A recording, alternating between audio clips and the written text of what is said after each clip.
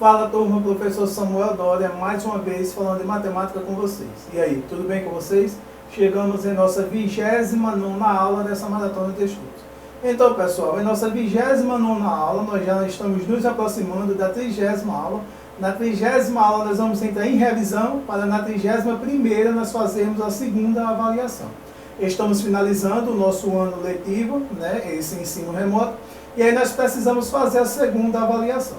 Então, pessoal, em nossa 29ª aula, nós não podemos esquecer que o nosso componente curricular continua sendo matemática. Essa aula tem como público-alvo vocês, alunos do 8º ano do ensino fundamental. E que nessa aula de hoje, nós vamos falar sobre a equação do segundo grau. Já estudamos a equação do primeiro grau com uma incógnita, já estudamos a equação do primeiro grau com duas incógnitas, estudamos as equações literais, estudamos o sistema de equação do primeiro grau com duas incógnitas, e agora nós vamos iniciar o estudo da equação do segundo grau. Então, o objetivo dessa aula é resolver e elaborar, com e sem o uso de tecnologias, problemas que possam ser representados por equações polinomiais do segundo grau. Então, vamos iniciar essa aula deixando já um desafio para vocês solucionarem. Esse problema ele envolve um sistema de equação do primeiro grau com duas incógnitas.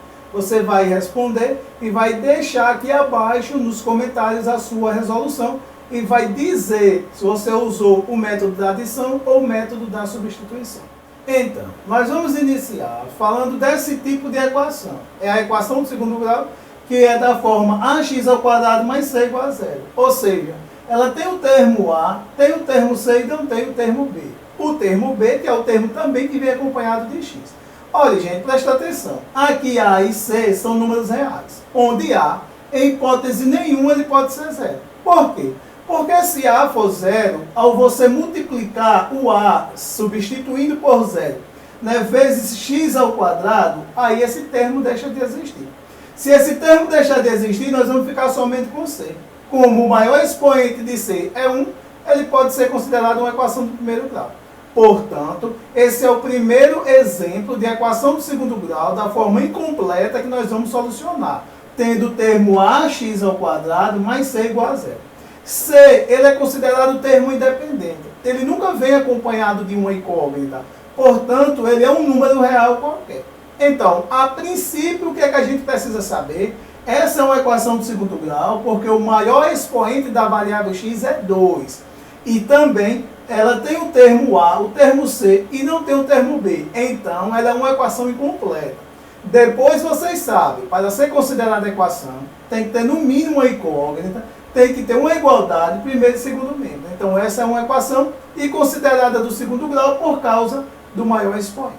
Então, nós vamos ver quais os passos que nós precisamos inicialmente dar para solucionar uma equação desse tipo. Então, aí agora nós vamos solucionar. Qual é a solução da equação x² menos 9 igual a zero no conjunto dos reais? Duas coisas nós precisamos entender aqui. Primeiro, aqui é uma equação incompleta, tem o termo A, o termo C e não tem o termo B. Segundo, ele quer que o conjunto solução dessa equação, o que é o conjunto solução? São os valores que tornam essa sentença verdadeira. Ele quer que sejam números reais. Então, portanto, dentro do conjunto dos reais, nós vamos buscar dois números reais, ou um só, ou nenhum, isso que nós vamos encontrar agora, que satisfaça a equação. Havendo um, encontraremos. Havendo dois, encontraremos. Se não houver nenhum, também nós iremos nos deparar com essa situação. Então, vamos iniciar solucionando essa equação do segundo grau de forma incompleta. Gente, é assim, para nós solucionar essa equação do segundo grau, que é uma equação incompleta, nós não vamos explorar as habilidades que usamos, fórmula de Bhaskara, para solucionar uma equação do segundo grau. Nós vamos usar os critérios usados para solucionar uma equação do primeiro grau com uma incógnita. Como? A equação do primeiro grau com uma incógnita, nós solucionamos assim, mantendo no primeiro membro os termos que tem incógnita, no segundo membro os termos independentes. Quem é o termo independente aqui? Menos 9. Menos 9 está no primeiro membro subtraindo, nós vamos levar para o segundo membro somando. Qual é o nosso objetivo? Manter x sozinho no primeiro membro.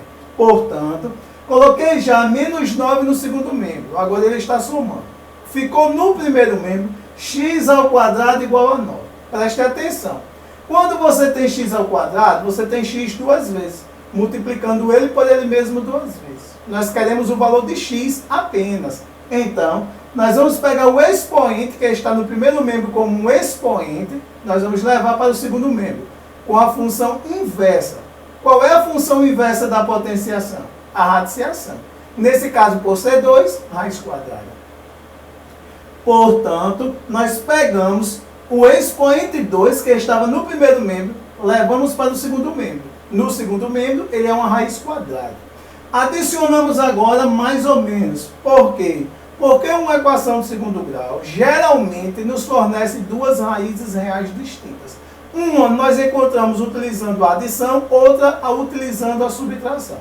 Por isso nós colocamos aqui mais ou menos a raiz quadrada de 9. Então nós estamos dizendo que x é exatamente mais ou menos 3. Por que isso? Porque a raiz quadrada de 9 é 3, então mais ou menos 3. Estamos dizendo que para satisfazer esse problema, x pode ser tanto 3 positivo quanto 3 negativo. Aí nós vamos escrever o conjunto solução dentro do conjunto dos reais. No conjunto dos reais, o conjunto solução é menos 3 e 3. Portanto, se eu substituir aqui x por 3, ficarei com 3 ao quadrado dá 9. E 9 menos 9 é 0.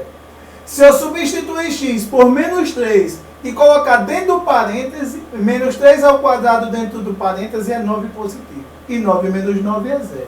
Portanto, tanto o 3 positivo quanto o 3 negativo satisfaz a esse problema. Escrevemos, dentro do conjunto dos reais, o conjunto solução para essa equação.